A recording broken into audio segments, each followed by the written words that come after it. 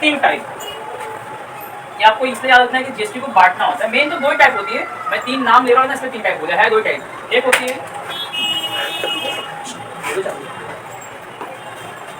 Central GST, उसको बोलते हैं सीजीएसटी। एक होती है स्टेट की एसजीएसटी, और जहां पे स्टेट नहीं होगी वहां पर यूनियन टेरिटरी यूटी जीएसटी। ये आपको याद रखना है प्लीज। हाँ मुझे याद रहेगा। हाँ सर याद रहेगा इंशाल्लाह।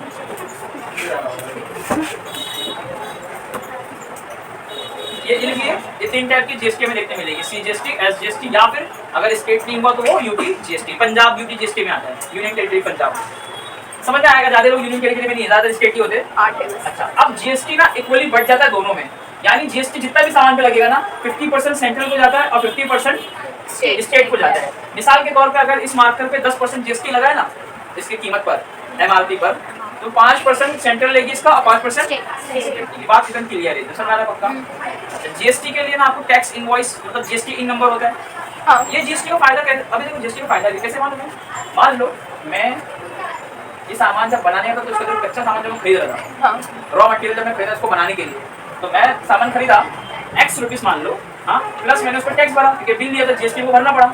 तो मैं जब खरीदता हूँ तो मैं जीएसटी भरता हूँ, फिर जब मैं बेचता हूँ इसको तो दैट टाइम वापस से इसके एमआरपी पे जीएसटी लगेगा। ये जीएसटी भी गवर्नमेंट ले लेगी, ये जीएसटी भी गवर्नमेंट ले रही है, तो मेरे पास से तो डबल जीएसटी जा रहा है। मैं सामान को बेचने कहीं और लेके जाऊँ तो जीएसटी फिर भर के वहाँ पे बेचूंगा, टैक्स वहाँ का भरना पड़ेगा स्टेट गवर्नमेंट का, तो मेरे को फायदा क्या रहेगा। तो यहाँ पर मैं चेन बनाया गया ऐसा कि आप जो जीएसटी पहले भरते हो ना, नेक्स्ट टाइम आपको जीएसटी कलेक्ट जब बेचोगे तो जीएसटी कलेक्ट भी होगा, तो आपको इस कलेक्शन का फायदा हो सकता है कब, जब आपके पास जीएसटी इन नंबर होगा। तो आपके अकाउंट से जो अमाउंट कटेगा उस अकाउंट में ये अमाउंट ऐड होगा, ठीक है, तो आपका असली पैसा बहुत कम जाएगा, मतलब डबल पैसा से बच गया आपका। मान लो मैंने 100 रुपये टैक्स भर के सामान खरीदा था और कलेक्शन में मुझे 80 रिटर्न आ गया, तो मेरा सिर्फ डीसी टैक्स दिया, नहीं समझा। ये फायदा कब होगा, जब मेरे पास जीएसटी इन नंबर होगा। जीएसटी नंबर क्या होता है, 14 डिजिट का एक नंबर होता है जिसमें बीच में पैन कार्ड का नंबर होता है आपका, पैन कार्ड के नंबर की बात की टैक्स नंबर। अब अपने सर ये सब क्या पूछना और सवाल सुनने के लिए, मान लो मैं बिजनेस कर रहा हूँ, मेरी साल की इनकम 10 लाख है, फिलहाल तो इतनी चल रही है, आगे बढ़ेगी तो देखिए इंशाल्लाह, ठीक है। अब ना 6 लाख के ऊपर इनकम पे टैक्स भरना रहता है, इनकम टैक्स। अब मेरा क्वेश्चन गवर्नमेंट से क्या रहेगा कि भाई मैं तो हर एक सामान जीएसटी भर के टैक्स भर के खरीदा हूँ, सब सामान तो टैक्स भर के खरीदा था, और 10 लाख कमा गया अगर मैं, इस 10 लाख में 10% अगर मुझे आपको देना है, 1 लाख वापिस से मैं टैक्स भर दूँ, ऑलरेडी मैं जीएसटी टैक्स भर के खरीदा, फिर मैं वापिस से आपको टैक्स भरूँ, तो डबल नाइंसाफी, मैं 2 बार टैक्स भर रहा हूँ, खरीदने पर भी और मेरी टोटल इनकम पे भी। ये समझा। तो गवर्नमेंट इसीलिए क्या करती है, हमको जीएसटी इन नंबर देती है, जीएसटी इन। ये क्या होता है, ये मेरे पैन कार्ड से यानी इनकम टैक्स फाइल से रिलेट कनेक्ट होता है, लिंक होता है। क्या मतलब हुआ इसका ये मतलब हुआ कि तूने कितना जीएसटी अब तक भरा सामान खरीदने में, गवर्नमेंट कितना टैक्स दे दिया, तो मैं बोलूंगा मैंने ना अब तक गवर्नमेंट को दे दिया 90,000 टैक्स भर चुका सामान खरीदने पर, तो 10 लाख पे 10% से बनता है 1 लाख रुपया। तो ये 90,000 ना मेरे इस अकाउंट में सेफ रहेगा। मैं 1 लाख कैसे भरूंगा, इसी 90 से 1 लाख को भर दूंगा, इसमें मुझे और 10 डालना रहेगा, यानी मैं सिर्फ 10,000 दूंगा जीएसटी भरने के बाद, सिर्फ 10,000 दूंगा, ये मेरा पूरा अमाउंट वाइट हो जाएगा। वाइट मतलब टैक्स, टैक्सेबल अमाउंट हो गया। अच्छा, वो अमाउंट जिस पर टैक्स लगता है उसको बोलते हैं टैक्सेबल अमाउंट, ठीक है, टैक्सेबल अमाउंट है जिस पर टैक्स लग जाएगा, समझ आ रही बात पक्का। तो 1 लाख अगर ये जीएसटी नंबर अगर नहीं रहता ना तो ये 90,000 भी भरना पड़ता और 1 लाख भी भरना पड़ता एक टोटल इनकम पर, और बिगर बिल के तो बंदा को सामान बेच ही नहीं रहा है, तो ये तो खरीदने में पैसे को भरना ही है। अब एक सिंपल से आपको मिसाल देता हूँ मैं, आप सामने जो होटल खुला उसमें बैठो, 100 रुपये का एक बर्गर लो, बिल बनेगा 110 या 112 113 का, 13-12 रुपये टैक्स होता है, फूड टैक्स, वो जीएसटी मतलब जीएसटी रहता है, कभी 2% कभी 3%, परसेंटेज डिपेंड करता है, वेरी करता है अलग अलग। एक सिंपल सी बात कर रहा हूँ मैं कि अगर आपने 110 भरा तो 10 रुपये तो आप टैक्स दे रहे हो ना, नहीं समझा, कीमत तो 100 रुपये की सामान की, 10 रुपये टैक्स दे रहे हो, ये 10 रुपये आपके जीएसटी नंबर में सेव हो जाएगा, यानी जब आपका साल भर का इनकम निकलेगा उस इनकम में अगर आपके ऊपर टैक्स आया 100 रुपया तो आपको 100 नहीं, आपको सिर्फ 90 भरना रहेगा, 10 ऑलरेडी आप भर चुके पहले। अच्छा, हाँ समझा अभी पक्का, बोले से अल्लाह कि नहीं, वापस से बताइए बात, इसका हमारे सोल्यूशन से कुछ लेना देना नहीं है, ये सिर्फ एक डिस्क्रिप्शन है, क्वेश्चन सॉल्व करने का तरीका मैथमेटिक्स के ऊपर है, तो वो जिसने वो समझा तो वो भी ठीक है, कोई मसला नहीं, बड़ा दिक्कत नहीं, ठीक है। तो थोड़ा सा आगे बढ़ते हैं, कुछ एक्टिविटी देखते हैं। जीएसटी नंबर समझ आगे क्या होता है, 14 अंकों का एक डिजिट होता है, वो उधर भी लिखा हुआ रहेगा, बीच में देखो आपके ना टेक्स्ट बुक में आपने क्या बोलते लगता नहीं फुल फॉर्म दिया हुआ है जीएसटी का, आगे क्या पड़ रहा है? Goods and service tax identification number. Okay, और बस ये फुल फॉर्म। यस, हाँ, हाँ। 10 डिजिट पैन कार्ड होता है उसमें, ठीक है। और जीएसटी इन नंबर टोटल कितने का है? 15 का है ना? हाँ 15 मैंने सबसे बड़ा वीडियो में 14 ना, तुमको बोला नहीं तो 15 लिखा है। यही होता है लापरवाही करते जाओ बिन देखे बोलने का। 15 डिजिट जिसमें से 10 डिजिट आपके पैन कार्ड के नंबर होते हैं, ठीक है। और शुरुआत के जो 5 होते हैं ना, उसमें भी देखो 2 डिजिट कोड, स्टेट कोड। जैसे कि आप महाराष्ट्र में तो उसका एक कोड होगा, तो स्टार्ट एमएच बेटा नहीं, स्टेट कोड अलग होता है, वो नंबर में होता है, एमएच अलग चीज है। उसके बाद उसने बोला कि 10 डिजिट राइट से आपके क्या है, पैन कार्ड के नंबर है। फिर है उसके बाद uniform for all by default, यानी लास्ट की जो लास्ट का डिजिट होता है, थर्ड लास्ट, वो बाय डिफॉल्ट होता है। 1 रिप्रेजेंट 1 रजिस्ट्रेशन, मतलब पैन कार्ड के बाद जो नंबर होगा, जैसे मैंने करा इन रजिस्टर नंबर लिया, ठीक है, तो मुझे वहाँ पे 1 लिख के मिलेगा। आप जाकर आपको 2 लिख के मिलेगा, कोई 3, तो वो नंबर उसको रजिस्टर के ऊपर है। और लास्ट में आपका एक check sum digit confirms the validity of GST when entered on GST portal.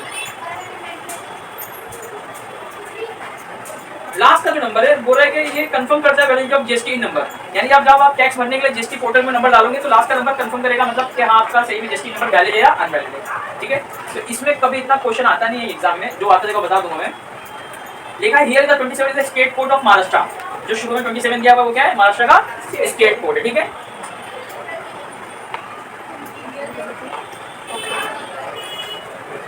Page number 83 पे आ जाओ, कुछ एक्टिविटी यहाँ पे दी गई है। बोला कि CGST at the rate of 2.5% is dash rupees and SGST at the rate of dash percentage is 5 rupees। अब मैं आपको एक चीज बताऊं, जितना CGST होता है उतना ही SGST होता है। चलो ये थोड़ा सा बोर्ड पे दिखा देता हूँ। पहले बॉक्स में क्या दिया हुआ है, CGST दिया हुआ है और हमें परसेंटेज पूछा है ना, परसेंटेज दिया हुआ है, परसेंटेज दिया हुआ है, परसेंटेज दिया हुआ है, रुपीस पूछा है, कितना परसेंटेज दिया हुआ है 2.5 और जीएसटी में ना SGST में परसेंटेज निकालना है। 5 रुपया 5 रुपीस है, परसेंटेज ढूंढना है। तो देखो यहाँ परसेंटेज है और रुपीस खुले, तो हमने माना जो ये होता है वो यही होता है, तो इसका 5 यहाँ आ जाएगा और इसका 2.5 यहाँ आ जाएगा, ये भर गया एक्टिविटी। जीएसटी जो होता है वो इक्वली बटता है दोनों में, तो अगर ये 2.5% तो ये भी 2.5%, तो 2.5 का अगर ये 5 बनता है, 2.5% किसी भी अमाउंट का अगर 5 रुपये है तो उसका भी 2.5% का अमाउंट 5 रुपये रहेगा। फिर आगे बोला कि it means that the rate of GST on पेड़े, अच्छा ऊपर देखो एग्जांपल चलेगा पेड़े का, तो वो कह रहा है कि 5% का आपका जीएसटी तो वो बढ़ गया, 5% दोनों में चला गया, सॉरी 2.5%, और टोटल टैक्स 10 रुपया था जीएसटी का, तो रुपीस 5 बढ़ गया। हाँ, the rate of GST on chocolate is dash percent and hence the total GST is dash rupees. Chocolate के ऊपर बोल रहा है कि कितना परसेंटेज होगा, ऊपर जरा ढूंढो कहीं पे चॉकलेट लिखा मिलेगा हम लोग को, पेड़े मिला। पेड़े मिलेगा, हाँ देखो चॉकलेट मिलेगा, 1 किलो पेड़े 400 रुपये। तो पिछले पेज पे मिलेगा, चॉकलेट मिला 80 रुपये का, कहाँ मिला? ऊपर बॉक्स में, ऊपर पेज नंबर 82 पे।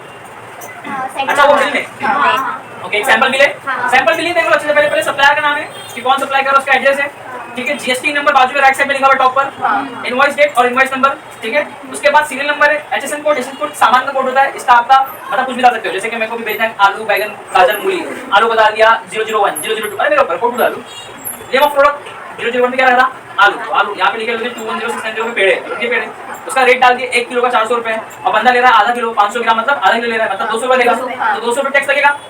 इसमें लिखा हुआ टैक्सेबल अमाउंट, समझो मेरी बात को, टैक्सेबल अमाउंट वो अमाउंट जिस पर टैक्स लगेगा, ठीक है। और जीएसटी का रेट दे दिया उसने 5%, कितना दे दिया 5%, तो 2.5% CGST और 2.5% SGST। भाई 200 रुपए का 2.5% था, 200 का 2.5, देखो 2.5% मतलब आउट ऑफ 100, 2.5% का मतलब होता है 100 में 2.5 रुपया, तो 200 में 5, तो 200 रुपए पेड़ी की कीमत थी, तो 5 रुपए जाएगा CGST, 5 रुपए जाएगा SGST।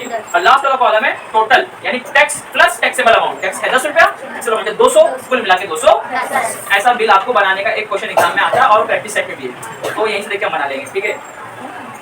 तो अब ये एक्टिविटी भरना और आसान हो चुका है। तो चॉकलेट का रेट बता दिया उसने कितना है 80 रुपए है, और परसेंटेज कितना बोला है 14 क्या CGST है, यस। ओके, बट हमको यहाँ पर जीएसटी बोला है ना, तो 14 का डबल करना पड़ेगा, समझो CGST 14 SGST 14, तो कुल मिला के 28 आ गया।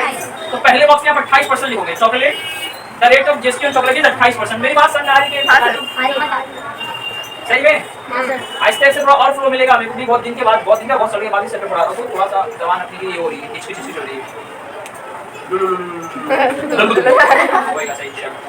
तो पहले बॉक्स में आप समझ गए 28 लिखना है, और दूसरे बॉक्स में उसकी कीमत नहीं बे 28% जीएसटी है ना, तो जीएसटी का पैसा थोड़ा कितना है, बिल में लिखा रहेगा ना, CGST में चॉकलेट 11 रुपए 20 पैसा, 11 20 11 20 22.40, काही बैल बच्चे मिले थे, देखिए नहीं मिले। आगे खुद बताओ रेट ऑफ जीएसटी आइसक्रीम कितना हो जाएगा? आइसक्रीम पर रेट ऑफ जीएसटी 18%, क्योंकि नॉन सीजीएसटी नॉन एसजीएसटी कुल मिला तो 18 हो गया। ओके वेरी गुड 18 और रुपीस कितना आएगा वहीं से जोड़ के बोल दो 18 रुपये दोनों पड़े तो 36 वेरी गुड 18 18 36 क्या बात है सही है। ऑन बटर भी आ गया रेट इज डैश है बट 6%। सीजीएसटी बोला है तो सिर्फ 6 लिखना और एसजीएसटी भी 6 तो टोटल हो जाएगा 12%। जीएसटी कितना आएगा 12। क्या भर गई सबकी एक्टिविटी हाँ। पक्का हाँ। चला जाए आगे क्वेश्चन पे स्टार्ट करूं कि रहने दूं आज नहीं करिए ना। नहीं करूं करिए। चलो मान लेता हूं 4.1 वेलकम टू वंस अगेन इसको बंद कर दो